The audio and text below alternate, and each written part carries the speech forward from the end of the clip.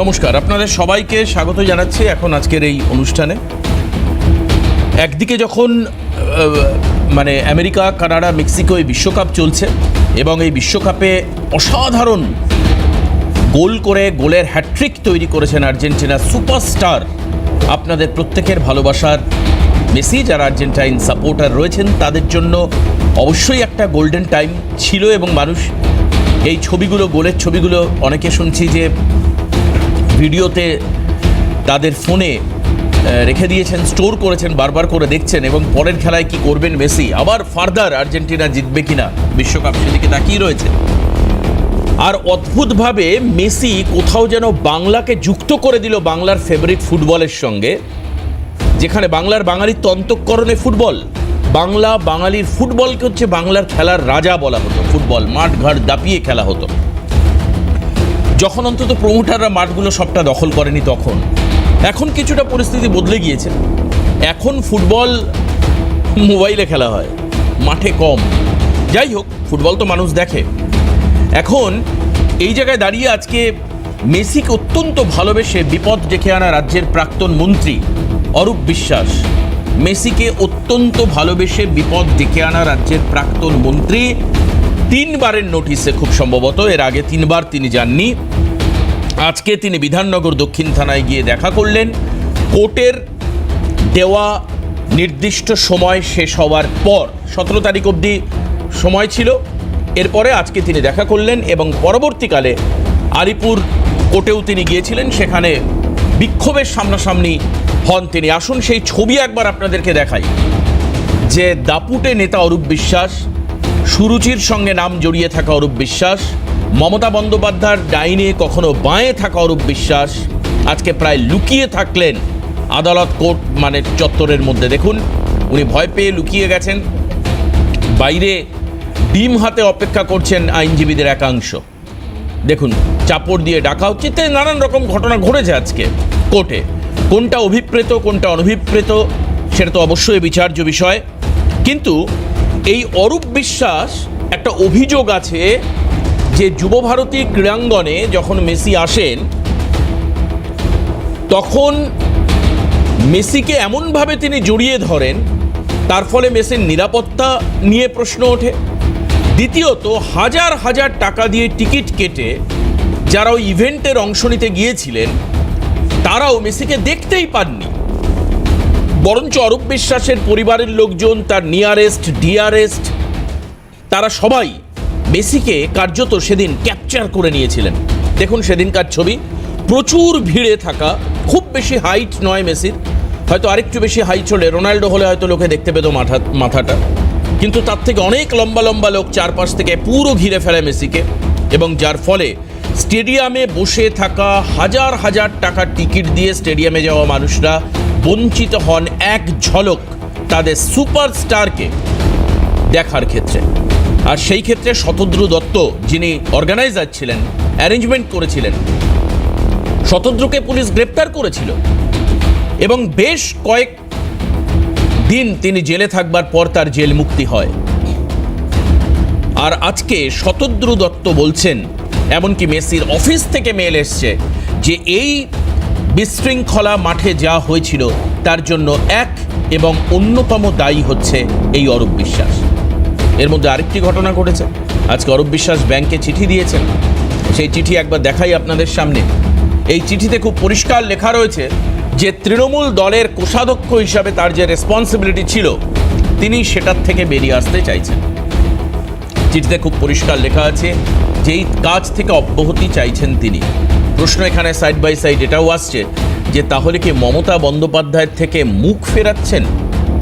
যেহেতু তৃণমূল পার্টির কোষাধ্যক্ষ হিসাবে তিনি ছিলেন, পার্টির সেখান থেকে তিনি অব্যাহতি চাইছেন, তাহলে কি আগামী দিনে তিনিও বিক্ষুব্ধ বিধায়কের দলে যাবেন? বলা যেতে পারে মমতা বন্দ্যোপাধ্যায়ের ছায়া সঙ্গী অরূপ বিশ্বাস যদি ইউটার্ন করেন, এর অনেকগুলো বিপজ্জনক দিক আছে।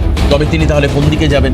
কোথায় তিনি সেফ জোন বলে মনে করছেন অরূপ বিশ্বাস? এই প্রশ্ন আসবে, ইত্যাদি নানান প্রশ্ন আসছে। এখন এই যে দেখুন, আপনারা দেখতে পাচ্ছেন অরূপ বিশ্বাসের সই, এই সমস্ত আমরা দেখছি। এবং সঙ্গে এই বিষয়টা তো আমরা থাকবই, পাশাপাশি আরেকটা বিষয় বলে দিই যেটা খুব ইন্টারেস্টিং আজকের অনুষ্ঠানে থাকবে, সেটা হচ্ছে অভয়া কাণ্ড বা কাদম্বিনী কাণ্ড, যেখানে নতুন করে ফাইল খোলা হয়েছে। গতকাল শ্মশানে, তার আগের দিন হাসপাতালে সিবিআই টিম গিয়েছে। এখন আজকে নতুন করে রত্না দেবনাথ আরেকটি নাম যুক্ত করেছেন, ভয়াবহ সেই নাম। এবং আপনাদের বলে রাখি, এর মধ্যে নির্মল ঘোষ অর্থাৎ নান্টু ঘোষ, তাকে তলবও করেছেন তদন্তকারীরা। সিবিআই তলব পেয়েছেন তিনি ফার্স্ট টাইম। প্রথম থেকে অভিযোগ ছিল এই নান্টু ঘোষের এগেনস্টে, অভয়ের বাড়ির তরফে, পরিবারের তরফে, যে নান্টু ঘোষ পুরো বিষয়টাকে দেখেছেন। পানিহাটির বিধায়ক তিনি ছিলেন ওই সময়, উনি দায়িত্ব নিয়ে পুরো কেসটাকে হ্যান্ডেল করেছেন, ধামাচাপা দিয়েছেন। এই প্রথম নান্টু ঘোষকে, আগেও সিবিআই তদন্ত হয়েছে, সিবিআই কিন্তু ডাকেনি নান্টু ঘোষকে। এবার নান্টু ঘোষকে ডাকা হলো। আরেকজনের নাম জড়াচ্ছে, চমকে যাবেন শুনলে। আমি বলছি না, অভয়ার মা বা কাদম্বিনীর মা রত্না দেবনাথ, বিজেপির এবারকার জয়ী বিধায়িকা, কি বলেছেন তিনি? দুটো অভিযোগ, এক হচ্ছে নির্মল ঘোষ গ্রেপ্তারিতে তিনি কি বলছেন, আর তার মুখ থেকে আর এক অভিযুক্তের নাম উঠে এসছে। শুনলে আপনিও চমকে যাবেন। ছিলেন সেই সময় উনি তো মানে 4 দিন আমাদের বাড়িটাও ঘিরে রাখতেন, আমরা যেন মিডিয়াতেও কিছু না বলতে পারি। নির্মল ঘোষ। মমতা ব্যানার্জির ওনার ভাইপো জড়িত সমস্যা এই সঙ্গে। আবেশ ব্যানার্জি কার্তিক ব্যানার্জির ছেলে। আবেশ ব্যানার্জি জড়িত ছিলেন না এই ঘটনা? হ্যাঁ, আপনি সরাসরি অভিযোগ করছেন? হ্যাঁ, মুখ্যমন্ত্রী তথা স্বাস্থ্যমন্ত্রী তার অনুমতির বাইরে হসপিটালে কিছুই হতো না। সেখানে এরকম একটা নৃশংস খুন, যে অন ডিউটি ডাক্তার, তার যদি না থাকে কোনো সুরক্ষা, তাহলে কার সুরক্ষা থাকবে? ভয়াবহ অভিযোগ। আসুন আমি পরিচয় করে দিই যারা আজকে এখনো পর্যন্ত এই অনুষ্ঠানে রয়েছেন। আমাদের স্টুডিওতে সুস্মিতা দিয়ে এসছেন। সুস্মিতা বিশ্বাস, কংগ্রেস মুখপাত্র, এবং কাদম্বিনীর যখন কেসটা ঘটে 2024 সালের আগস্ট মাসে, সেই সময় সুস্মিতাদি এর তীব্র প্রতিবাদ করেছিলেন এবং আমাদের একাধিক প্যানেল তখন অ্যাটেন্ড করেছিলেন আজকে। এবং এই বিজেপির জয়ের পরেও সুস্মিতাদি মনে একটা প্রোগ্রামে আমার সঙ্গে ওনার কথা হয়েছে, বলেছেন যে নতুন সরকারের থেকে তিনি বিচার চান অন্ততপক্ষে আরজিকর কেসটা এর সলিউশন হোক। পাশাপাশি বয়কনিষ্ঠ তৃণমূল নেতা দেবজিৎ ধর আমাদের সঙ্গে রয়েছেন। এই বেহাল অবস্থায় দেবজিতের টাইটেল শুধু ধর নয়, ও গোটা তৃণমূলের রিপ্রেজেন্টেশনটা সিএনের কাছে ধরে রেখেছেন। এই জন্য দেবজিৎ ধরকে আরও আরেকবার আমি শুভেচ্ছা জানাবো, অভিনন্দন জানাবো আজকের এই অনুষ্ঠানে থাকবার জন্য। তাবড় তৃণমূলী নেতারা যেখানে মুখ লুকোতে ব্যস্ত, সেখানে দেবজিতের মতো তরুণ নেতা আজকে স্টুডিওতে উপস্থিত হচ্ছে, এটা যথেষ্ট প্রত্যাশাব্যঞ্জক। আমার সঙ্গে অধ্যাপক অমিতাভ কাঞ্জিলাল আমাদের সঙ্গে রয়েছেন, রাজনৈতিক নেতা। স্বাগত জানাই অমিতাভদা। আমরা আজকে নতুন নয়, যখন সিএনের ভিত্তি হয়েছে তখন থেকেই আপনি আমাদের বিভিন্নভাবে সহযোগিতা করে এসছেন। সম্প্রতি কোনো কারণে যদি আপনার দুঃখ লেগে থাকে, আমি সিনিয়র অ্যাঙ্কার হিসাবে ক্ষমা প্রার্থী আপনার কাছে। এখানে আসলে পরিস্থিতি মানুষকে নিয়ন্ত্রণের বাইরে নিয়ে যায় অনেক সময়। অনুষ্ঠান কেন্দ্রিক কথা বলছি, এটা কোনো ব্যক্তিগত নয়, অনুষ্ঠান কেন্দ্রিক একটা ঘটনা, আপনি জানেন সেটা। তো আসুন আজকে অমিতাভদাকে দিয়ে আমি শুরু করি। অমিতাভদা, এই দুটো ঘটনা, এক হচ্ছে তৃণমূল কংগ্রেসের কোষাধ্যক্ষ পদ থেকে দূরত্ব বাড়ানো, কোর্টের যে টাইম ছিল ওনাকে অরূপ বিশ্বাসের ক্ষেত্রে, তারপরে উনি আজকে থানায় গেলেন, তারপরে উনি কোর্টেও গেলেন, বিক্ষুব্ধ আইনজীবীরা ডিম হাতে নিয়ে বাইরে অপেক্ষা করছিলেন, এক ঘটনা। আর তার থেকেও বিরাট ব্যাপার হচ্ছে আবেশ ব্যানার্জির নাম উঠে আসলো রত্না দেবনাথের গলা থেকে, মানে ভয়াবহ একটা অভিযোগ আজকে আসলো। আমি জানি না যে তদন্ত নতুন করে ফাইল খুলে কোথায় যাবে, কিন্তু সার্বিকভাবে আপনার এখন এই পরিস্থিতিতে এই দুটো ঘটনায় কি মনে হচ্ছে?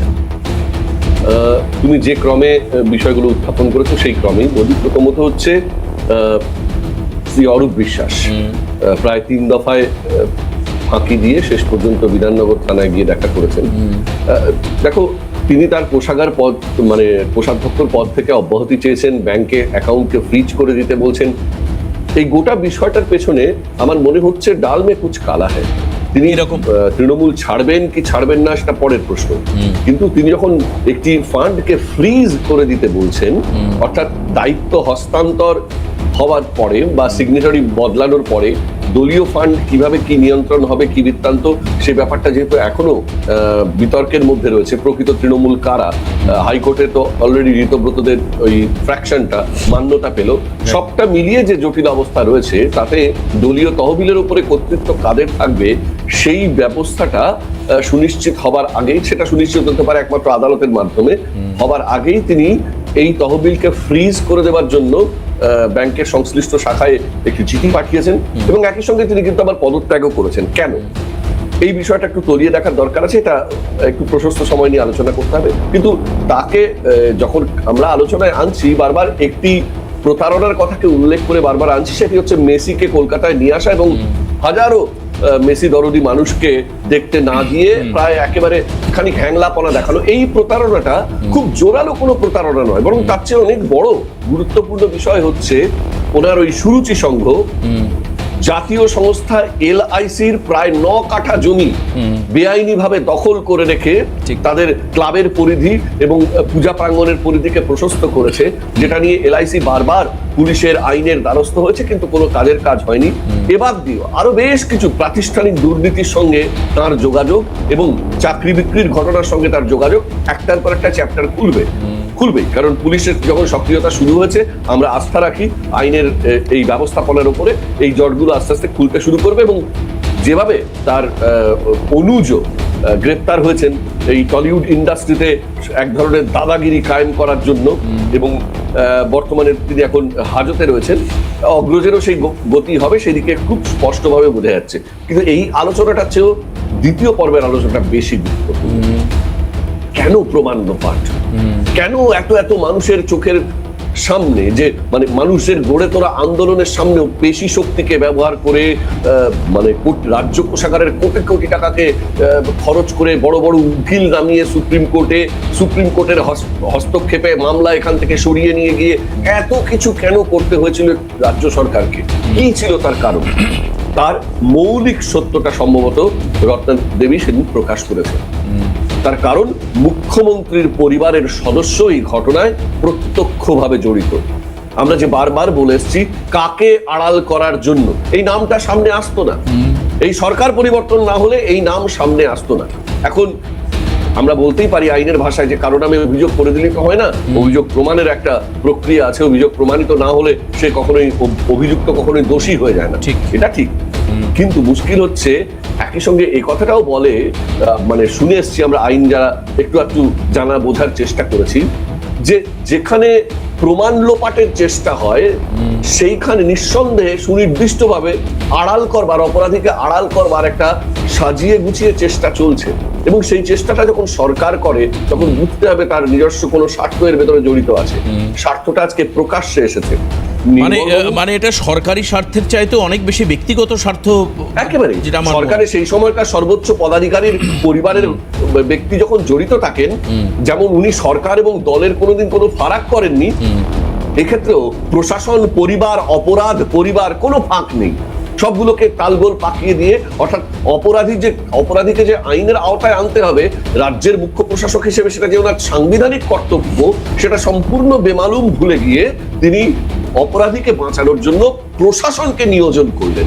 সাংবিধানিক আমাদের যে দণ্ড সংহিতা তার যাবতীয় নিয়মকে খণ্ডন করার জন্য, অপরাধ স্থলকে তছনছ করা, অপরাধের প্রমাণগুলোকে নষ্ট করা, সাক্ষীদেরকে বিমুখ করানোর জন্য সর্বত চেষ্টা, এবং একটি মানে ডামিকে খাড়া করে দিয়ে আপাতভাবে ক্ষোভ প্রশমনের জায়গা করা যায় কিনা, ওই সঞ্জয় বলেছে সিভিক ভলেন্টিয়ার, একদম এই তার তত্ত্ব খাড়া করার চেষ্টায় সবটা মিলিয়ে যে কাণ্ডটা হচ্ছে সেটা হচ্ছে ভারতবর্ষের, আমি শুধু পশ্চিমবঙ্গের কথা বলছি না, ভারতবর্ষের প্রতিষ্ঠিত ন্যায় ব্যবস্থার সঙ্গে ধোঁকাধারী, প্রতারণা এবং করেছেন একজন সাংবিধানিক পদাধিকারী। অতএব শুধু এই অপরাধে প্রত্যক্ষভাবে জড়িত থাকার জন্য যদি মানে প্রমাণিত হলে আবেশ ব্যানার্জি বা তার আর যারা সাঙ্গপাঙ্গরা ছিলেন তারাই শুধু দায়ী থাকছেন না, একই সঙ্গে এই অপরাধকে আড়াল করার চেষ্টার জন্য প্রশাসনকে নিয়োজিত করবার অপরাধে প্রশাসনের প্রধান একই অপরাধে অপরাধী এবং দণ্ডযোগ্য। সুতরাং আমরা এটাই দেখেছি, এটাই আমাদের সবচেয়ে বড় ট্র্যাজেডি, যে বাঙালি দেখেছে আইনের নামে, সংবিধানের নামে শপথ নিয়ে ক্ষমতায় বসা, প্রশাসন চালানোর দায়িত্ব নিয়েছিলেন যিনি মন্ত্রগুপ্তির শপথ নিয়ে, তিনি আদতে সংবিধানকে, আইনকে, প্রশাসনকে নির্বিচারে দুর্নীতি, অপরাধকে আড়াল করা, অপরাধীদের আশ্রয় দেওয়ার কাজে কি র্যাম্প্যান্ট ব্যবহার করে গেছেন। সার্বিকভাবেই এটা খুব স্পষ্ট যে তিনি যে সততার কথা বলতেন, আর্থিক দুর্নীতিতে সেটা যেমন মুছে গেছে সম্পূর্ণ, তেমনি একই রকম ভাবে একজন প্রশাসক হিসেবে তার মানে তিনি যত কৃতিত্ব প্রচার করতেন, আমি এই করেছি ওই করেছি, সমস্তটা ধূলিসাৎ হয়ে যায় যখন এই মুহূর্তে এই নামটা সামনে চলে আসে। এবং রত্নাদেবী সাহস করে সেই নামটা বলতে পারছেন কারণ বর্তমান সরকার বেশ কিছু ইতিবাচক পদক্ষেপ করে সেই রাস্তাটা প্রশস্ত করেছেন। ঠিক, একদম। এবং এর সঙ্গে যুক্ত হয়েছে এই যে নির্মল ঘোষের নাম, নির্মল ঘোষ পুরো প্রক্রিয়া, অর্থাৎ এই যে মৃতদেহ তড়িঘড়ি করে পুড়িয়ে দেওয়া, এই তো সামনে থেকে নেতৃত্ব দিয়েছে দায়িত্ব। হ্যাঁ, মানে আমার মনে হয় দায়িত্ব নির্মল ঘোষকে দেওয়া হয়েছিল। উনি ডিরেক্টলি ইনভলভ না থাকলেও উনি একেবারে সেই মন্ত্রপূর্তির যে শপথ নেওয়া হয় সেরকমভাবে উনি ঊর্ধ্বতন আধিকারিকের আদেশ পালন করেছেন। এবং অনেকগুলো মিসকমিউনিকেশন, আজকে প্রায় 2024-এর আগস্ট আর আজকে হচ্ছে 2026-এর জুন, বারবার করে মনে করিয়ে দিচ্ছে। আমি বিরতির পর ফিরে এসে আরও 3জন গেস্ট আমাদের সঙ্গে রয়েছে। রাজদীপ আমাদের সঙ্গে এসে যুক্ত হয়েছে। এই মানে প্রচণ্ড বৃষ্টিকে উপেক্ষা করে রাজদীপ স্টুডিওতে এসছে, তার জন্য রাজদীপকেও ধন্যবাদ জানাই। তবে স্বস্তির বৃষ্টি হচ্ছে বাইরে। সত্যি যদি আইনের শাসন প্রতিষ্ঠার একটা বড় প্রমাণ পাওয়া যাবে যদি এই আরজিকর কাণ্ডের বিচার হয়। অর্থাৎ এই প্রচণ্ড গরমে বৃষ্টি যেমন স্বস্তি দেবে, আপামোর পশ্চিমবঙ্গবাসী সহ সারা ভারতবর্ষের মানুষ তথা পৃথিবীর মানুষ যারা এই আরজিকর কাণ্ডের দিকে তাকিয়েছিল তারা ন্যায় বিচার পাবে। না হলে বিচারের প্রতি মানুষের আস্থা উঠে যাওয়ার জোগাড় হয়েছিল। কি হবে, আমি এসে সুস্মিতাদির কাছে যাব, তারপর আমি দেবজিতের কাছে যাব, রাজদীপের কাছে যাব পরপর। সঙ্গে থাকুন, বিরতির পর ফিরে আসছি। দেখুন, যতই আমরা এই সমস্ত ঘটনার পর্যায়ক্রম আলোচনা করি, পাশাপাশি এটাও মাথায় রাখতে হবে একের পর এক কিন্তু গ্রেপ্তারি চলছে। অর্থাৎ আইনের শাসন প্রতিষ্ঠা করবার একটা আপ্রাণ প্রচেষ্টাই সরকার করছে। দেখুন, আগামীকাল কি হবে না জানি আমি, আর না জানেন আপনি, কিন্তু আজও দাঁড়িয়ে এটা পরিষ্কারভাবে বলতে হচ্ছে উদয়ন গুহ থেকে শুরু করে ফলতা, এই সমস্ত জায়গায় পুলিশ কিন্তু কথা বলা শুরু করেছে, যে কথা বলাটা একসময় বন্ধ হয়ে গিয়েছিল। আমি সুস্মিতাদির কাছে আসবো। সুস্মিতাদি তদানীন্তন সময়ে পুলিশ কমিশনারের বিরুদ্ধে বারবার অভয়ার অভিযোগ করেছেন। তার নাম তো অমিতাভদা মুখে আনেননি একবারও তার বক্তব্যে, কিন্তু তিনি হচ্ছেন বিনীত গোয়েল। প্রশাসনকে কাজে লাগানোর অভিযোগ অমিতাভদা বললেন, পাশাপাশি সেই সময় যার নাম সবথেকে বেশি আলোচনা উঠে এসেছিল তিনি হচ্ছেন বিনীত গোয়েল। এবং দেখা যায় যে পরবর্তীকালে জুনিয়র ডাক্তারদের সঙ্গে যখন মমতা বন্দ্যোপাধ্যায়ের বৈঠক হয়, তাতে অন্যতম দাবি হিসাবে বিনীত গোয়েলের মানে সেখান থেকে তাকে সরিয়ে দেওয়া, বা কিন্তু সরিয়ে দেওয়া না, তাকে যেন মানে পদ থেকে একদম হাঁটিয়ে দেওয়া হয়। কিন্তু পরে দেখা গেলো মমতা ব্যানার্জি কী করলেন, বদলি করে দিলেন। এখানে ওখানে কিছু জায়গায় মানে বাধ্যবাধক কিছু বদলি হলো। আমরা দেখেছি এই ঘটনার পর আরজি করে হামলা হয়েছে 14 তারিখ রাতে, 14ই আগস্ট, ভেঙে চুরে কোটি কোটি টাকার মেশিন ভেঙে ফেলা হয়েছে। আরজি করের ভেতরের যেখানে প্রমাণ লোপাট করার কথা বলা হচ্ছে সেখানে দেওয়াল ভেঙে দেওয়া হয়েছে, মৃতদেহ তড়িঘড়ি পুড়িয়ে ফেলা হয়েছে। আজ আমি আশা করি তুমি স্মৃতি রোমন্থনের সমস্ত কথাগুলো আজকে আবার ফ্ল্যাশব্যাকে তোমার সামনে আসছে। আজকে তার সঙ্গে জড়িয়ে গেল কার্তিক ব্যানার্জির ছেলে, মমতা ব্যানার্জির আরেক ভাইপো আবেশ ব্যানার্জির কথা। এরপর তুমি কি বলবে? বিষয়টা হচ্ছে যে আমরা প্রথম থেকেই, যখন থেকে এই অভয়ার এপিসোডটা শুরু হয়েছে, তারপর থেকে আমার যতদূর মনে পড়ে প্রচুর এপিসোড আমি সিএনএ বসে পড়ে গেছি অভয়াকে নিয়ে। এবং আজকে এই অভয়া কিন্তু শুধু অভয়া বলে যে পরিচিত তা না, এই অভয়া কিন্তু আজকে আমাদের মহিলাদের প্রতীক চিহ্ন হিসাবে একটা ভূমিকা পালন করছে যেন। তার কারণ আমি দেখেছি সেদিনকে যে 14ই আগস্ট রাত্রিরে যেভাবে 7 থেকে 7 বলবো না, 9 থেকে 90 পর্যন্ত মানুষেরা সেদিনকে রাস্তায় নেমেছিলেন এবং যে আন্দোলন করেছিলেন, হাঁটতে পারেন না এরকম মানুষ রাস্তায় নেমেছে, বয়স্ক ভদ্রমহিলা, উনি পারছেন না হাঁটতে, দুটো হাত ওনার 2 ছেলে ধরে নিয়ে এসছেন, এবং সেখানে আমি নিজে সাধারণ মানুষ হিসাবে গেছি, উইদাউট ফ্ল্যাগ। আমি উইদাউট ফ্ল্যাগ সাধারণ মানুষ হিসাবে গেছি, গিয়ে সেখানে আমি পার্টিসিপেট করেছি। এবং সেই যে মানুষের ঢল এবং মানুষের রাত জাগা, সেই যে মহিলাদের যে ক্ষোভ বিক্ষোভ, দিনের পর দিন, আজকে কামদুনি থেকে শুরু করে, আজকে পার্ক স্ট্রিট থেকে শুরু করে, আজকে হাঁসখালি থেকে শুরু করে, আজকে কালিয়াগঞ্জ থেকে শুরু করে, আজ রানাঘাট থেকে শুরু করে যা যা ঘটনা ঘটেছে। তুমি মধ্যমগ্রাম সেই ভুলে যেও না, মধ্যমগ্রাম, হ্যাঁ মধ্যমগ্রাম, একদম নটারিঘাট মধ্যমগ্রাম আমাদের 1 নম্বর। হ্যাঁ, এক নম্বর, যেখানে মৃতদেহ বাড়ি আনা গেল না, মানে এমন অবস্থা তৈরি হলো, এবার তাকে শ্মশানে নিয়ে যেতে হলো আপনার সরাসরি। কালিয়াগঞ্জের কথা মনে হ্যাঁ, পড়ে? কালিয়াগঞ্জ, উলঙ্গ টেনে 4 জন নিয়ে পুলিশ, যাচ্ছে 4 জন আমরা পুলিশ। তখন উপরে প্রোগ্রাম সেই পুলিশের পারফরমেন্সের কথা আপনার একবারও মনে পড়ছে? একদম। সুপারিনটেন্ডেন্ট অফ পুলিশ বিনীত গোয়েলের কথা আপনার মনে পড়ছে? এইবার এই জায়গায় আসি যে যখন এই মানে সঞ্জীব ঘোষকে এবং টালা থানার ওসিকে অ্যারেস্ট করা হলো, এবং অ্যারেস্ট করা হলো পরে সিবিআই একটা চার্জশিট দিতে পারলো না তাদের নামে, অথচ তাদের বিশাল ভূমিকা ছিল এতে। সেদিনকে দাঁড়িয়ে সিবিআই এর প্রতি মানুষের আস্থা একদম তলানিতে গিয়ে ঠেকেছিল, এবং আজকের দিনে দাঁড়িয়ে পুলিশের পারফরমেন্স এবং সিবিআই ইডি পারফরমেন্স দেখে মনে হচ্ছে যে সে সময় তারা অকর্মণ্য হয়ে পড়েছিল, আজকে তারা হঠাৎ করে খুব অ্যাক্টিভ হয়ে পড়েছে। না, হঠাৎ করে না, এর মাঝখানে ক্ষমতা পরিবর্তনটা হয়েছে। আমি বলতে দিন আমাকে, হঠাৎ করে মানে অ্যাক্টিভ হয়ে পড়েছে। এবার এই অ্যাক্টিভটা কেন হয়েছে? তার মানে একটা ব্যারিয়ারের মধ্যে ছিল এরা এতদিন, সেই ব্যারিয়ারটাকে ওভারকাম করে বেরিয়ে আসতে পেরেছে। এবং আজকে সেই জায়গায় বেরিয়ে, আপনি বলুন তো 14ই আগস্ট যে ঢুকে যেভাবে আরজিকর ভাঙচুর হলো, সেই ভাঙচুরের রাত্রিবেলায় এবং এত পুলিশ থাকা সত্ত্বেও মানে আটকানো গেল না, অদ্ভুতভাবে 70 জন লোক ভিতরে ঢুকে ভেঙেছে। আর সেখানে 700 পুলিশ ছিল। পুলিশরা নার্সের টেবিলের তলায় গিয়ে লুকাচ্ছে। পুলিশকে এরকম অসহায় অবস্থা মানুষ বোধহয় কোনোদিনও দেখে। একদম ঠিক। এবং সবচেয়ে বড় কথা হচ্ছে, শুধু পশ্চিমবঙ্গের মানুষ না, তথা ভারতবর্ষের মানুষ, তথা বিশ্বের মানুষ সেদিনকে কিন্তু রাস্তায় নেমেছিল কিসের? অভয়ার বিচারের জন্য।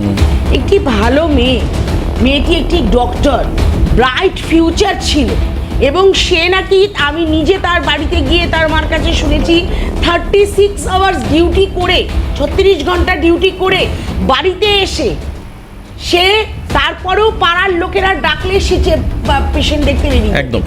আজকে আমি আর একটা কথা শুধু বলবো, যে এই যে তৃণমূল জমানার যে দুর্নীতি, যে সন্ত্রাস হয়েছে, সেই দুর্নীতি এবং সন্ত্রাসের উত্তর তো মানুষ তাদের দিয়ে দিয়েছে। আর সবচেয়ে বড় কথা হচ্ছে দেবাশিস দা, একটা জিনিস মনে রাখবেন, হিস্ট্রি রিপিটস ইটসেলফ। মানে what ever she has done, that she gets return. একদম। এখন এই রিটার্নসের জন্য আইনি পথে চলতে হবে। আমি আজকে শেষে রাখবো একটু দেবজিৎকে। আমি রাজদীপের কাছে একবার যাই। রাজদীপ, তোমার আজও মনে হয় সেই ছবিটা মনে পড়ছে? মানে মানুষের কাছে প্রিজন ভ্যান কেন্দ্রিক 2টো ছবি অত্যন্ত ফেমাস। এক হচ্ছে কুণাল ঘোষের প্রিজন ভ্যান চাপড়ে বলা, যে সারদা কাণ্ডে মমতা বন্দ্যোপাধ্যায় হচ্ছে সবচেয়ে বড় বেনিফিশিয়ারি। এটা হচ্ছে প্রিজন ভ্যান কেন্দ্রিক, যদি তুমি বক্তব্য সার্চ করো, তুমি ফোনে এখনই সার্চ করো, পেয়ে যাবে। আর দ্বিতীয় আমার কাছে খুব ইম্পর্টেন্ট মনে হয়, সেটা হচ্ছে যখন শিয়ালদা কোর্ট থেকে বার করে নিয়ে যাওয়া হচ্ছে এই ঘটনায় এক এবং অন্যতম অভিযুক্ত বলে যাকে রাখা হয়েছে সঞ্জয় রায়কে, প্রিজন ভ্যানের মধ্যে আদ্যন্ত চিৎকার করে সঞ্জয় রায় বলবার চেষ্টা করছে, আমাকে ফাঁসানো হয়েছে, বিনীত গোয়েল হচ্ছে দায়ী তার জন্য, উনি আমায় ফাঁসিয়েছেন, উনি আমায় ফাঁসিয়েছেন। সেই সময় আমরা অনেক মনস্তত্ত্ববিদের সঙ্গে কথা বলেছিলেন, তারা বলেছিল ক্রাইম সাইকোলজি এরকমই, কারণ মুম্বাই হামলার পরে ওই যাকে ফাঁসি দেওয়া হলো আর কি মুম্বাই হামলায়, কাসাবও বলেছিল আমি নির্দোষ। হ্যাঁ, এটা ক্রাইম সাইকোলজিতে হয়। আমার কথা হচ্ছে, যদি ক্ষমতা পরিবর্তন না হতো তাহলে তো ভাই একজন নির্দোষের শাস্তি মানে হওয়ার সম্ভাবনা ছিল। আর পুরো ব্যাপারটাই তো ধামা চাপা পড়ে যায়। আমি শুধু এটা বুঝতে পারছি না, একটা মেয়েকে কর্মক্ষেত্রে ধর্ষণ করালো, বিষয়টিকে ইন্টেন্সিভলি ধামা চাপা দেওয়া হচ্ছে। ভাবতে পারো তুমি? দাদা, দিদি এক্ষুনি বললেন যে হুট করে পরিবর্তন হয়ে তদন্তে গতি পাওয়ার যে পদ্ধতি, সেটাকে উনি হুট করে পরিবর্তন বলছেন। আমি একটা জিনিস মনে করিয়ে দিতে চাই, সেটা হচ্ছে কলকাতা পুলিশের দাঁড়িয়ে থেকে প্রমাণ লোপাট করা। আজকে প্রিজেন্ট ম্যানে যখন সঞ্জয়কে নিয়ে যাওয়া হচ্ছিল তখন তার যে গলার ভয়েস সেটাকে আটকে দেওয়ার জন্য কলকাতা পুলিশে কিন্তু ঠিক কুণাল ঘোষের মতো প্রিজেন্ট ব্যান্ড চাপড়ে জোরে জোরে এই দ্বিতীয় বাঁশি বাজি জোরে জোরে আওয়াজ করেছে, বাঁশি বাজিয়েছে, যাতে তার কণ্ঠস্বর মানুষের কাছে বা চ্যানেলের যারা ক্যামেরা ছিল, যে সাংবাদিকদের বুম ছিল, তাদের কাছে পৌঁছে না যেতে পারে। এই যে ধামাচাপা দেওয়ার কাণ্ড, এই কাণ্ড বন্ধ হয়েছে। আমরা সরকারে আসার আগের থেকে বলেছি যে মানুষ যদি আমাদেরকে ভোট দিয়ে নির্বাচিত করে, আমরা দর্শকদের ধরবো, সকালবেলা ধরবো, বিকেলবেলা খরচ করে দেওয়ার মতন আমরা ক্ষমতা রাখি। কোনো দর্শক আমাদের চাচা ভাইজান নয়, আমরা ধরবো, ধরে অ্যারেস্ট করব, শাস্তি দেব। কোনো লোককে, কোনো অপরাধীকে আমরা আটকে রাখবো না। এইবার দাদা আমরা যদি আসি যে তৃণমূলের অবস্থা, তৃণমূল সেটা ওর ব্যক্তিগত মতামত দিচ্ছে। বলছি যে সকালবেলা ধরবো, রাত বিকেলবেলা খরচ করে দেবো। একদম ক্ষমতা রাখি বলছে, ও করেনি। একদম ওরা ক্ষমতা রাখে। একদম। আরে দর্শক আপনাদের ভাই নাকি? দর্শক আপনাদের ভাই নাকি? দর্শক আপনাদের ভাই? আরে স্বীকার করুন, দিদি এক্ষুনি বললো ধর্ষকদের কিছু করা যাবে না। দিদি এক্ষুনি বললো ধর্ষকদের কিছু করা যাবে না। কি বলছে? মূল দর্শকদের সাথে জায়গায় আমরা যেতে পারবো না এই চিৎকার চেঁচামেচি করলে। দেবজিৎ, না দর্শকদের সাথে কংগ্রেস, দর্শকদের সাথে কংগ্রেস, তৃণমূল দর্শকদের সাথে জানতাম, তৃণমূল রাজদীপ, দর্শকদের সাথে কংগ্রেস। আরে আমরা আলোচনা থেকে সরে যাচ্ছি, আমরা আলোচনা থেকে সরে যাচ্ছি। মানুষ আপনাদেরকে আচ্ছা, একটা বিরতি নিই, বিরতি নেব। বিরতির পর ফিরে এসে আমরা আলোচনায় থাকবো, মূল বিষয়ে থাকবো। অবাঞ্ছিত চিৎকার করে কোনো লাভ নেই, সঙ্গে থাকুন। ফিরে আসলাম আলোচনায়। শুধুমাত্র কাদম্বিনী বা আরজি করের ঘটনা নয়, এর আগেও একাধিক ক্ষেত্রে সরকারের গাফিলতির অভিযোগ উঠেছে। আপনি বলবেন যে কোথায়? দেখুন, তার জ্বলন্ত উদাহরণ হচ্ছে কলেজ থেকে ফেরার সময় একটি মেয়েকে একেবারে ধর্ষণ করা হয় না, শুধু নির্মমভাবে তার পা টেনে হিঁচড়ে ছিঁড়ে ফেলে তাকে খুন করা হয়। এই ঘটনা আজও ইতিহাসের পাতায় কামদুনি হত্যাকাণ্ড, সেটা বাম জমানায় হয়েছিল। রাজীব দের কেসটা, রাজীব দে ভাইয়ের নাম ছিল, তার দিদিকে খুন করা হয়েছিল। সেটা তখন বামরা শাসন করছে, বামফ্রন্ট। এখন ব্যাপার হচ্ছে যে এই যে বিভিন্ন ঘটনাগুলো ঘটে, আমরা হাঁসখালির কথা বলি। হাঁসখালিতে কি হয়েছে? প্রায় মানে মৃত অবস্থায় পাটিতে মুড়িয়ে একটা অঘোষিত শ্মশানে জ্বালিয়ে দেওয়া হলো। আমার কথাই প্রতি ক্ষেত্রে যেখানে মুখ্যমন্ত্রী বললো, আপনাকে আমি ইন্টারাপ্ট করছি, বলেছেন মেয়েটি প্রেগন্যান্ট হতে পারে, মেয়েটি লাভ অ্যাফেয়ার করতে পারে, এইটা একটা মুখ্যমন্ত্রীর ভাষা হতে পারে। বলেছেন, আমি অস্বীকার করছি না। এবং সমস্ত জায়গায় গ্রামগঞ্জের মানুষ পুলিশের ওপর থেকে বিশ্বাস হারিয়ে ফেলেছিল দেবজিৎ। পরিষ্কার, পুলিশের মানুষ গেলেই তারা বলতেন যে আমরা সিবিআই তদন্ত চাই। আর তুমি বলছো যে সাধারণ মানুষ তো চাইতেই পারেন, তা নয়। তোমাকে মাথায় রাখতে হবে যে 2023 থেকে শুরু করে টানা 25 পর্যন্ত একের পর এক বড় বড় মামলা যেগুলো হয়েছে, কোর্ট, হাইকোর্ট সব কটাতেই প্রায় সিবিআই তদন্ত দিয়েছে। মানে কি অদ্ভুত বিষয়! আইনের উপর ভরসা নেই, বিচারের উপর ভরসা নেই, প্রশাসনের উপর ভরসা নেই। সেই তৃণমূল কংগ্রেস পরবর্তীকালে মানুষ তার উপর ভরসা রাখতে পারলো না। তুমি কি বলবে? এটা কত বড় অন্যায়। তোমারও তো বাড়িতে বোন থাকতে পারে বা আত্মীয় স্বজনের মধ্যে এরকম থাকতে পারে, খুন হচ্ছেন এবং তারপরে প্রবল প্রভাবশালী সরকার সেই তথ্য চাপা দেওয়ার চেষ্টা করছে। এ তো মহা বড় অন্যায়। প্রথমেই বলি, কোনো দলই এই রকম নিন্দনীয় ঘটনার সঙ্গে সহমত রাখতে পারে না নিজেদের। সহমত না হলে তারে সন্দীপ ঘোষকে প্রাইজ পোস্টিং দেয় কি করে ভাই? প্রথমে আমি তীব্র নিন্দা জানাচ্ছি। তুমি তো জানাচ্ছ, তোমার দল তো জানায়নি তখন। এই আপনি এটা জানেন, অভয়ার ঘটনার পর থেকে আমাদের দলের তৃণমূল কংগ্রেসের সঙ্গে মুখ্যমন্ত্রী থেকে শুরু করে আমাদের দলের এমন কোনো উচ্চ নেতৃত্ব নেই তারা বলেনি যদি অভয়ার বাড়ির লোকের যদি পুলিশের প্রতি আস্থা বা বিশ্বাস না থাকে, দুদিন না একদিন সময় চেয়েছিল, তার মধ্যে আপনি সিবিআই কে কেসটা হ্যান্ড ওভার করে দিন। সেই কথা মতোই বলতে দিন। পুলিশ দিয়ে, কলকাতা পুলিশ দিয়ে প্রমাণ লোপাট কে করিয়েছে?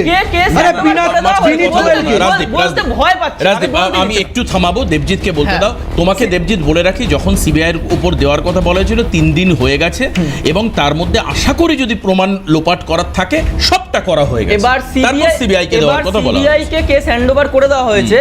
আর আমাদের বিজেপির মুখপাত্র যে বলল, যেহেতু ক্ষমতার পরিবর্তন হয়েছে রাজ্যে, তাই জন্য আমরা খোলাখুলি বা মানে স্বাধীনভাবে তদন্তটা করতে পারছে, তাই নতুন অনেক মোড় আসছে। তাহলে আমি একটা কথা বলি, তাহলে কি তোমরা ক্ষমতায় ছিলে না? আর সিবিআই কি স্টেটের এজেন্সি নাকি সেন্ট্রালের এজেন্সি একদম, সেটা আগে একদম। বলেন। খুব ভালো কথা। সিবিআই কি রাজ্যের সংস্থা নাকি? আরে বাবা, কলকাতা পুলিশ CBI এর হাত মেরে দিয়েছিল। ভয় পায় এখানে বোঝে।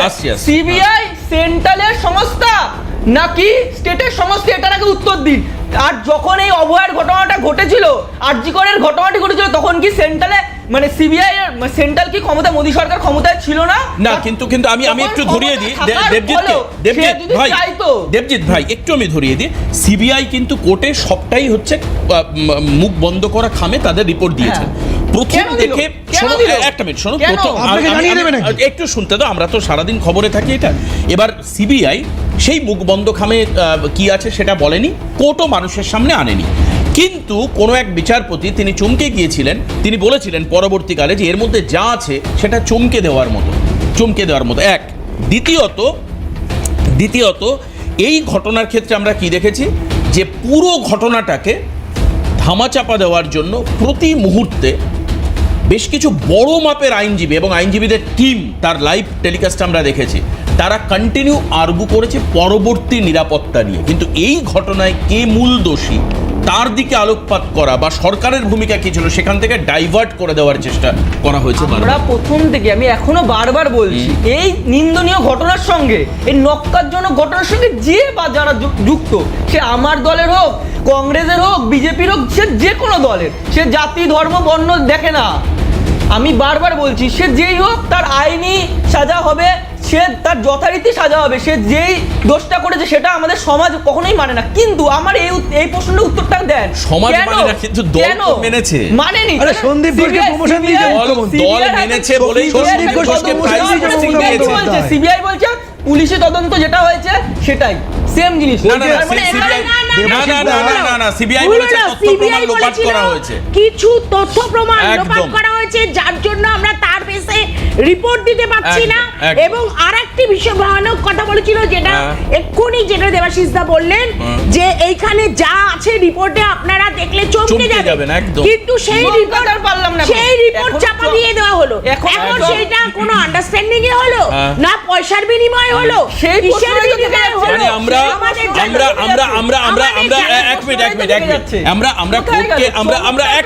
আমরা কোর্টকে কিছু বলছি না, কিন্তু এই প্রথম আমি দেখলাম যে রবিবার একটি মামলা স্বতঃপ্রণোদিতভাবে সুপ্রিম কোর্ট নিয়ে নিলেন। কলকাতার থেকে চলে গেল হচ্ছে সুপ্রিম কোর্টে, স্বতঃপ্রণোদিতভামি সুপ্রিম কোর্ট এই মামলাটাকে দায়িত্বে নিয়েছিলেন। আমার রাজদীপের কাছে প্রশ্ন থাকবে, রাজদীপ, এটা তো ঠিক বলছে দেবজিৎ চিৎকার করে, যে সিবিআই তখন কি করছিল? তুমি এবার হয়তো খানিকটা চমকে যাবে, তখন সিবিআই এর দায়িত্বপ্রাপ্ত আধিকারিক সীমা পাহুজার, তাহলে কি তদন্ত করলেন সীমা পাহুজা? যে নির্মল ঘোষ, যার এগেনস্টে মূল অভিযুক্ত, তাকে ডাকা হয়নি? মেয়েটার সঙ্গে যারা রাতের বেলায় যে বন্ধুরা খেয়েছিল, ওই দিন রাতে ডিনার করা, তাদের কাউকে ডাকা হয়নি। তুমি কি বলবে এই তদন্তের? তাহলে কি মানে কি হয়েছিল? তাহলে কি হয়েছিল? এবার হ্যাঁ, ওকে একটু বলতে দাও প্লিজ। যখন এই আরজি করে যে জায়গায় রেপটি হলো, এই যে পুরো বিষয়টা দায়িত্বে যে ছিল সন্দীপ ঘোষ, তাকে এইখান থেকে সরিয়ে নিয়ে গিয়ে অন্য জায়গায় প্রমোশন দিল তৎকালীন মুখ্যমন্ত্রী। কিসের দায়? ওনারা বলছেন না যে আমরা এটাকে এন্ডোর্স করি না, এই যে এন্ডোর্সটা যে করছে সন্দীপ ঘোষের প্রমোশন বলে দিচ্ছে। এইবার আমি সিবিআই এবং এই প্রমোশনটা এইভাবে করা হয়েছিল যে প্রাইস পোস্টিং করা, একদম মানে প্রমোশন, চিন্তা করা একদম উচ্চ লেভেলের প্রমোশন করা হয়েছিল। এবং এর সাথে সাথে আচ্ছা, সঞ্জয়ের ওই যে প্রিজেন্ট ব্যান্ড বাজিয়ে সঞ্জয়ের গলার বয়স থেকে আটকানোর চেষ্টা কেন করেছিল কলকাতা পুলিশ? বলতে পারবেন না? আপনাদের কাছে প্রশ্ন নেই। আজকে এই ভাই এমন করে বলছে যে মানে কথাটা কীভাবে পরিবর্তন হয়ে গেছে। দাদা, আপনি এর আগের বাইটগুলো চালান, তৃণমূলের প্রতিনিধি এখানে বসে যে কথাগুলো বলেছে, এখনকার তৃণমূলের প্রতিনিধি এসে তার ঠিক উল্টো কথা বলছে। মানে পরিবর্তন কোথায় কোথায় হয়েছে? তৃণমূলের প্যানেলেও পরিবর্তন হয়েছে। তৃণমূলের প্যানেলেও পরিবর্তন হয়েছে। এবং সিবিআই তদন্তে যদি আমি আসি, সিবিআই তদন্ত এখন করছে, তখন করছিল না কেন? কারণ সিবিআইকে পূর্ণভাবে বাধা দেওয়া হয়েছে। আজকে একজন সিবিআই তদন্ত, আমি কোঅপারেশনের ব্যাপার থাকে না, কোঅপারেশন তদন্ত কোনো কেন্দ্রীয় সংস্থা তদন্ত করলে যদি রাজ্য, হতে পারে দেবজিৎ, হতে পারে কে কেন্দ্রীয় তদন্তকারী, না কেন্দ্রীয় তদন্তকারী সংস্থায়। আমি একটু অমিতাভর কাছে যাব একটা বিরতির পর ফিরে এসে। কেন্দ্রীয় সংস্থা তদন্ত করলে বারবার করে রাজ্যের বিভিন্ন ইনস্ট্যান্টে এসছে যে কেন্দ্রীয় সংস্থাকে কোনোভাবে কোঅপারেট করছে না রাজ্য পুলিশ। বহুবার অভিযোগ এসছে, শুধু আরজি করের কেস নয়, বহুবার এসছে। সিবিআই নিজে ঊর্ধ্বতন কোর্টে গিয়ে বলেছে যে আমরা কোনো রকম কোঅপারেশন পাচ্ছি না, পরিষ্কার কথা। আর দাদা, আমি অমিতাভদার কাছে যাবো, অমিতাভদার কাছে যাবো বিরতির পরে ফিরে এসে। Please, আমরা চাই এর কনক্লুশনে আসি। দের হো লেকিন দুরুস্ত হো। মমতা বন্দ্যোপাধ্যায়ের পরিবারের যদি কেউ জড়িত থাকে, যেটা রত্না দেবনাথ অভিযোগ করছেন, ভয়াবহ অভিযোগ, তার সত্যাসত্য বিচার করারও কিন্তু জায়গা চলে এসছে। নাহলে এত বড় অভিযোগ, এই অভিযোগ কিন্তু কোনো বেস ছাড়া উনি করছেন কিনা আমার জানা নেই। প্রমাণ হয়ে যাবে দু একদিনের মধ্যে। দেখবেন এই যে যারা বিক্ষুব্ধ সাংসদ বিধায়ক যাচ্ছেন, হয়তো তারাও মুখ খুলতে শুরু করবেন দু একদিনের মধ্যে। মুখ খুলবেন তার, আমার যেটা মনে হচ্ছে। কারণ এর মধ্যে কাকুলিদি বলছিলেন যে সেই ঘটনা, আমি ওনাকে এতদিন বাদে মনে পড়লো, একদম ঠিক। আমি আসবো বিরতির পর, ফিরে সঙ্গে থাকুন। ফিরে আসলাম আলোচনায়। অমিতাভদার কাছে যাব, আপনি সবার কথা শুনলেন, এবার আপনার কথা। দেবাশিস, আমি দুটো দিককে একটু আলোকপাত করার চেষ্টা করব এবং আমি প্রত্যাশা করব যারা এই আলোচনার প্যানেলে রয়েছেন এবং যারা শুনছেন, তারা যথেষ্ট পরিণত বুদ্ধি দিয়েই আমার এই দুটো অভিমতকে বিচার করবেন।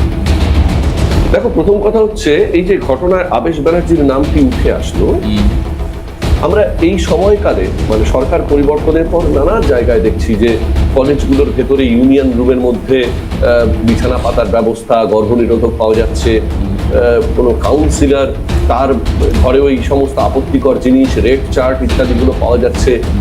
এবং সার্বিকভাবে সামাজিক মনোবৃত্তির একটা প্রজন্মের মনোবৃত্তিকে কোন জায়গায় নিয়ে গেছে একটা সরকার, এটা খুব নির্দিষ্টভাবে প্রমাণ করে এই আবেশ ছেলেটি। মানে এই ঘটনাটা ঘটেছিল 2024-এর সম্ভবত আগস্ট মাসে, 8ই আগস্ট রাতে। হ্যাঁ, মিলিয়ে দেখো তার থেকে ঠিক 8 মাস আগে ডিসেম্বর মাস 2023-এর ডিসেম্বর মাসে সে বিয়ে করেছে পাহাড়ের একটি মেয়েকে, যেখানে মুখ্যমন্ত্রী সপার্ষদ এসে আবার পারিতোষিকও ঘোষণা করে গেছিলেন পাহাড়বাসীদের জন্য। অর্থাৎ তাদের বৈবাহিক সম্পর্কের 1 বছরও বোধহয় পূর্ণতা পায়নি, আরেকটি নারী দেহের জন্য, মানে নারী দেহকে কেন্দ্র করে ঘটে যাওয়া সংগঠিত অপরাধের অংশ হয়ে পড়ল। অর্থাৎ কি মনোবৃত্তি নিয়ে এরা মেয়েদের দেখে, কি মনোবৃত্তি থেকে এরা মানে সবকিছুকে ভোগ্য বলে মনে করে, যে ক্ষমতা আমার হাতে হাতে সবকিছু আমি ভোগ করতে পারবো, সবকিছু এই লালসার গ্রাসে চলে আসতে পারে। এই যে প্রবণতা, এই যে ম্যাঙ্গো মিশ্র, মানে মনোজিৎ মিশ্র, এই যে আর যে নামগুলো উঠে এসছে, এই এক পর এক সিকুয়েল, মানে আজকে আপনি যে অমিতাভদের এই কথাটা বলছেন না, আমি এখানে বসে আমার লজ্জা লাগছে, আমি মাথাটা নিচু করে বসে আছি। আমার মনে হচ্ছে আমরা কোন জায়গায় এসে দাঁড়ালাম। নারী শক্তি, আপনি এই কথাটা ভেবে দেখুন, ওই মেয়েটা কতখানি, পাহাড়ের মেয়েটা কতখানি প্রতারিত বলুন তো। মানে যদি সত্যি সত্যি আমাদের সভ্যতা শৃঙ্খলার দৃষ্টি দিয়ে দেখি, কি প্রবলভাবে প্রতারিত বলুন তো সেই মেয়েটি, বা আমরাই সকলে কি প্রবলভাবে, মানে একেবারে মুখ্যমন্ত্রীর ঘর থেকে যদি এই ধরনের অপরাধ প্রণোদিত হয়, তাহলে ওই মনোজিৎ মিশ্র থেকে শুরু করে আর যাদের পরবর্তীকালে ধরা পড়েছিলেন, ধরা পড়েনি এই সংখ্যাটা বিরাট। এদের ক্ষেত্রে কিন্তু আবেশ এই ঘটনার সঙ্গে কিভাবে জড়িত সেটাও তো একটা প্রমাণের বিষয়। আসবে খুলে যাবে, জট খুলে যাবে। ঘটনাস্থলে কারা কারা উপস্থিত ছিল, যে ছবি এসছে, যে ছবিতে পরবর্তীকালে ইন্দিরা মুখার্জি দেখানোর চেষ্টা করছিলেন, ফরেনসিক বিশেষজ্ঞ বলে অভিজ্ঞকে চিহ্নিত করার চেষ্টা করছিলেন, অন্যদের আরো নতুন নতুন পরিচয় করাচ্ছিলেন, সে সব পরিচয়ের পর্দা ফাঁস হয়ে যাবে। একটু অপেক্ষা রাখো।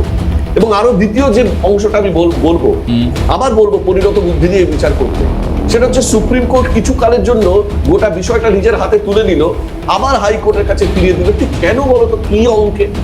ঠিক এক অঙ্ক মিলে যাবে। আজ আমি বলছি কথাটা মিলিয়ে নিয়ে দেবাশিস, আবার প্যানেলে আমরা বসবো, যে অঙ্কে এখনো পর্যন্ত প্রশান্ত বর্মন গ্রেপ্তার হননি, সুপ্রিম কোর্টের অর্ডার থাকার সত্ত্বেও এখনো পর্যন্ত পুলিশ তার কেশাগ্র স্পর্শ করতে পারেনি, গ্রেপ্তার হওয়ার পরেও ছেড়ে দিতে হয়েছে। তার রহস্য, তার পেছনে রয়েছেন এক JB, এই সংক্ষেপে নামটা বললাম, পরে মিলিয়ে নিও। মানে তার সঙ্গে তার মানে কি সম্পর্ক, প্রশান্ত বর্মন তার জারজ সন্তান কিনা মিলিয়ে নিও। পরবর্তীকালে এই ঘটনা যেদিন ও গ্রেপ্তার হবে এবং পুরো ভান্ডাটা খুলবে, সেদিন জানতে পারবে মানে কোথা থেকে। রিপিট করবেন আমি আর আমি একবারই বলেছি, আপনি আমাদের একটি পত্রিকায় ইতিমধ্যে রীতিমতো আলোচনাও হয়ে গেছে, কিন্তু আমাদের বাঙালির লজ্জা হবে সেটা বলা। মানে আইন কানুন সংবিধান কোর্ট সবকিছুর উপরে চলে যেতে পারে, এবং ঠিক এই একই ইকুয়েশন এখানেও কাজ করছে। এই আর্যিকর কাণ্ড কিছু কেন সুপ্রিম কোর্টের হাতে কিছুদিন থাকলো, আবার হাইকোর্টে ফিরে আসলো, সেই একই ব্যক্তির হস্তক্ষেপ এবং অদ্ভুত এক দুর্নীতির গল্প এর পেছনেও কাজ করছে, সেইটা উন্মোচিত হওয়া দরকার। কিন্তু ওই যে সিবিআই কেন কিছুদিন নিষ্ক্রিয় থাকলো, সীমা পাহুজা যতদিন ছিলেন তার একরকম কেন তদন্ত, আজ কেন তদন্তের আরেক রকম গতি, এর পেছনে এরা বিরাট সার্কিট আছে।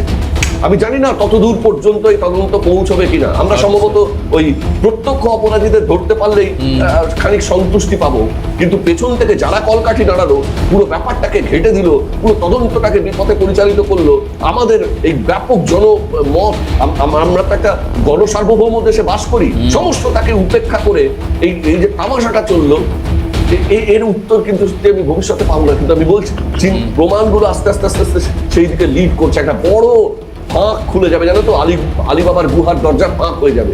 এবং কারা বসে আছেন ন্যায়ালয়ের সমস্ত উচ্চাসনে, কিভাবে তারা পৌঁছেছেন, কি মূল্যে তারা ওইখানে গেছেন, এই সমস্তটা এক সময় তখন মানুষ হয়তো আস্থাই হারিয়ে ফেলবে, জানো তো। একেবারে একদম। আমি রাজদীপকে বলবো, এ তো সেই প্যান্ডোরা বক্স খোলা নয়। উনি বলছেন যে একেবারে সেই আলিবাবা 40 চোরের চিচিং ফাঁকের গুহা, মানে কোন স্টেচার পর্যন্ত কে জড়িত রয়েছে হয়তো দেখা যাচ্ছে, বলে না যে অনেক ক্ষেত্রে যে that is beyond of my expectation and imagination, মানে আমাদের ধারণার ঊর্ধ্বে, মানে এরকম হতে পারে। দাদা দেবাশিস দা, যারা যারা জড়িত, আমি এখানে না, কিন্তু এমন একটা জায়গায় গেল, দেখা গেল সেটা এই প্রশাসনের হাতের বাইরে হতে পারে, মানে উনি যে ইঙ্গিত দিচ্ছেন আমার কোনো ধারণা নেই এই যে একদম মানে দেখা গেল বিয়ন্ড দ্য ফ্রিজ। একমাত্র অনুরোধ করব, আপনি সামনে এসে নামটা বলুন, আপনি দোষীদের ধরিয়ে দেওয়ার পক্ষে সরকারকে সাহায্য করুন। উনিও না, আপনি আসুন। এই চ্যানেলে বসে এইভাবে সহজে বলাটা খুব সহজ, তুমিও জানো আমাদের বাধ্যবাধকতা আছে। না, সেই সরকার আর নেই, আমাদের বুঝতে হবে সেই ভয়ের সরকার নেই, আমাদের ভরসার সরকারে রূপান্তরিত হয়েছে। আমি তোমাকে উদাহরণ দিয়ে বলি, তুমি এক সময়কার সুপ্রিম কোর্টের বিচারপতি লোঢার নাম শুনেছো? ব্যাপক কেলেঙ্কারিতে বিচারপতি ছিলেন, তাকে পর্যন্ত হত্যা করে দেওয়া হয়েছে। তুমি এই কথা বলে আমাকে ইনস্টিগেট করে কিছু না, ইনস্টিগেট না, আপনি এখানে আমার যদি আপনার নাম, আমাদের ভারতীয় যে সংস্থাগুলো রয়েছে ইন্ডিয়া, মানে আমাদের গভর্নমেন্ট অফ ইন্ডিয়ার যে তদন্তকারী সংস্থাগুলো রয়েছে, তাদেরকে যদি আপনি ইনফরমেশন দেন, আপনার নামও গোপন রাখা হবে। আপনার কাছে যদি এরকম কোনো তথ্য থেকে থাকে যাতে দোষীরা ধরা পড়বে, যাতে দোষীর শাস্তি হবে, আপনি সামনে এসে বলে দিন। যেখানে তদন্তকারী সংস্থা প্রধান তদন্ত করতে পারছেন না, আপনার কাছে অনুরোধ, আপনি সামনে এসে বলুন। না, ইমাজিনারি ওয়ার্ল্ডে থেকে লাভ নেই রাজদীপ, যেখানে দেখছো যে সীমা পাহুজা সে তদন্ত করতে পারছে না, মানে তোমার কি মনে হচ্ছে যে কেন্দ্রীয় তদন্তকারী সংস্থা মানে সে মঙ্গল গ্রহ থেকে এসছে? ঈশ্বরের দূত। আমি একটা কথা বলবো, তুমি আমাকে একটা কথা বলো না রাজদীপ, প্রশান্তকে এখনো ধরা যাচ্ছে না কেন? সমাজে বলো তো। অবশ্যই ধরা হবে, খুনের মামলায় অভিযুক্ত, আজকে যারা খুনের ঘটনায় অভিযুক্ত, যারা ভেবেছিল আদালতে পেশ করে ফাইল আসলো না, সিবি আসলো না বলে সে ছাড়া। একদম ঠিক। যারা ভেবেছিল যে আমাদের কেশাগ্রহকে স্পর্শ করতে পারবে না, তারাও কিন্তু অ্যারেস্ট হয়েছে। আস্তে আস্তে বাংলার মানুষ এরাও দেখতে পাবে যত অপরাধীরা রয়েছে।